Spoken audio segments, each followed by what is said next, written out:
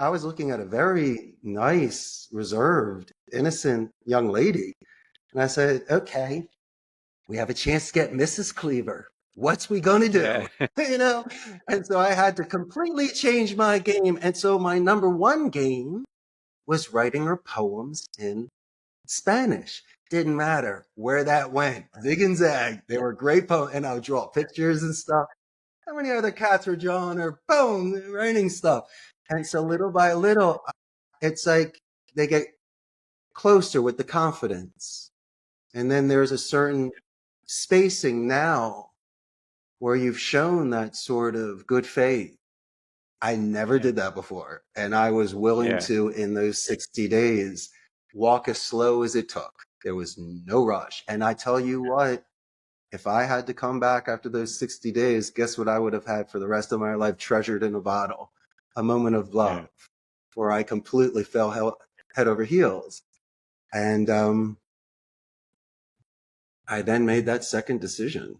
I'm going to stay here and pursue this. I'm going to do what it takes. Come on, as I mentioned, it's like an 80s movie. You have to go for it. Yeah. And you got Yeah. to. And your buddies are behind you going, yeah. And so, of course, I'm going for it. What's the worst thing that could happen? Nothing. I'm in Costa Rica. I mean, come on. What am I going to walk home in the sun in tropical weather? Okay, great. No worries.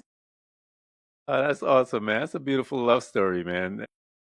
I hope you kept some of those poems that you guys that you wrote to her, and didn't tell us all of them. Put them When somewhere. she gets angry, be like, "Oh, honey, remember this one?" You don't care. I'm only kidding. That's beautiful, man. Once you made that decision after the 60 days, you're like, okay, this is it. I'm going This for is it. it. Oh And you yeah. began to move into that space.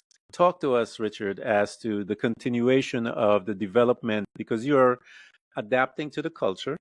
You are making the adjustment via even how you approach a woman. You're doing all of the things that it takes to be a part of that culture and thinking and so forth. How did you begin to resonate in it once you began, you got the girl and life itself? How did that begin to change the flavor of it? All of that. What began to happen to Richard at that time of his life? We have our paths, but we do encounter those along the way. So I needed to surround, if I was going to stay here, I needed to surround myself with the A team, individuals that can teach me the ins and the outs, the do's and the don'ts. And so I needed that sort of information as much as I was free flowing and fun. And this was a fantasy for me. I also needed to be Yeah. realistic. I didn't want to get ripped off, hurt, or in trouble. And so I needed to make sure I did things properly.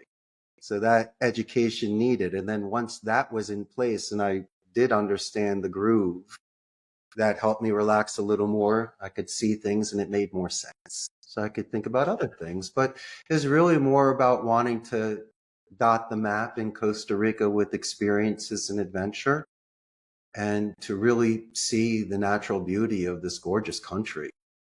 And the greatest part was putting that phone away and taking that 2 or 3 hour hike for that waterfall or the rafting or fishing trips or just all these beautiful national parks that just cost you a couple bucks to go in. That's great. I would have paid you $20, but we're in here and you're not rushing for that one place you have to see at the top of the hill. The whole journey, like life, every step of the way, it's another plan. Everything here, you see a bird, you're like, you got to be kidding me. This for $3? Yeah. It's the great. And then when you leave, you got to compliment the guy 50 times. Jose, this is the Yeah. greatest park ever.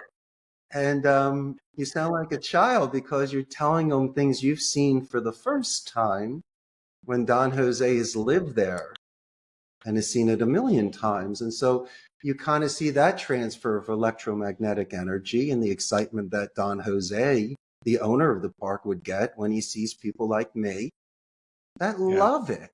And they make it affordable. They want everyone to enjoy. And so I've really slowed down to really focus on more details here because, as I say, everything outside is a painting. But I tell you what, My health has gotten a lot better here.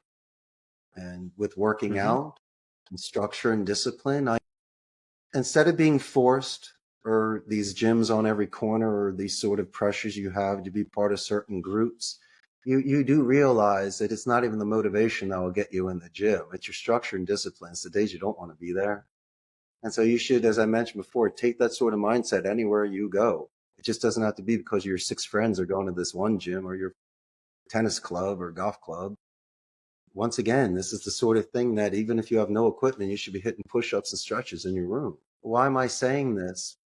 These are the sort of things before going outside my house or meeting people and building my life here in Costa Rica. This is my core. It's my pure foundation. Making a bed, looking myself in the mirror can, even just any sort of stretching or exercise and eating well, the water. So physiologically, I feel all right. And I think if I can light that fire, as you say, that genesis, constantly keep going back to the beginnings and the first point before it becomes 2D and then 3D and sometimes 4D.